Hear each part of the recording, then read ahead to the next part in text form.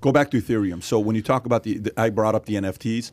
Half the NFTs that are being bought, they're being bought through Ethereum. That's what I keep hearing about, the fact that people are buying NFTs through Ethereum. Correct. But Solana, all these other guys are coming, they can buy NFTs through, right? So is that something where if we know NFTs are not going away, we know there's going to be a fall, the rise and a fall, just similar to the stock market, people are getting prepared for it.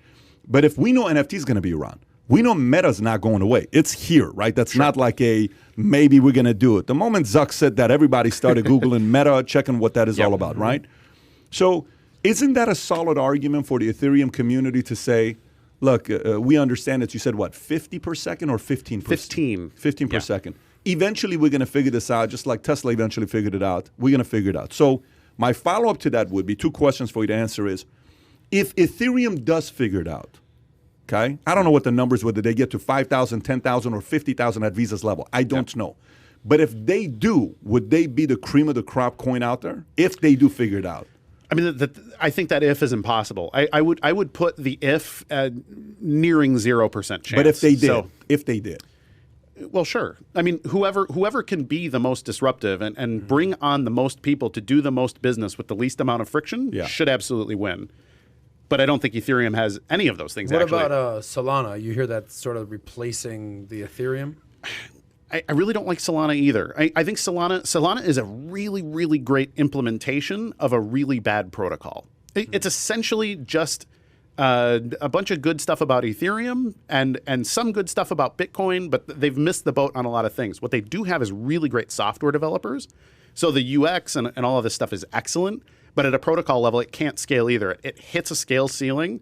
That means it needs to be fundamentally re-engineered from the ground up. And that's not something, for example, that we can do with the internet. We can't just be like, all right, guys, so I know we went down this path and we're hitting a wall here. We need to shut the internet off for 90 days while we relaunch and retool, right? That's not going to work for the world. And it's the exact I believe same thing. It was shut the internet down for 15 days to slow the spread, I believe is what it was. That worked really well, too. So then this leads me to a question for you. Are you going to a place where you're saying, these are the 2, 3, 4, 5 coins that could potentially ... Are there those coins out there? In my opinion, so if you look at Bitcoin SV is the only blockchain right now that has all parameters are open and they are minor settings. So each node can compete right now. There is no protocol level. What is a node? I'm sorry. So a node is a computer that validates transactions and writes transactions to the blockchain. So if you have a soft wallet on your phone, and you send, let's say you're using Exodus and you send a Bitcoin transaction, that is being broadcast to nodes, mining computers that will write your transaction to the ledger. Gotcha. So those are the nodes. Right now in BTC, Bitcoin, they are not allowed to attempt to build a block bigger than 1 megabyte. That's it.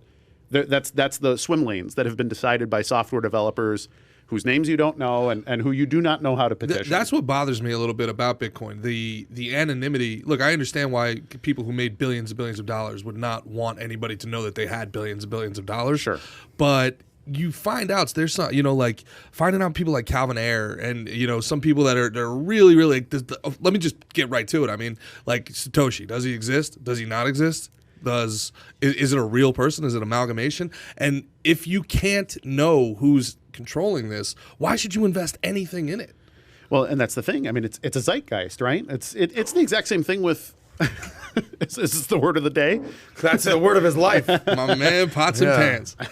So you can tell Gerard prepared that question for Dave. So if you enjoyed this little short segment from the podcast that we did, here's another short segment to watch. Or if you want to see the entire podcast, click over here. Take care, everybody. Bye-bye.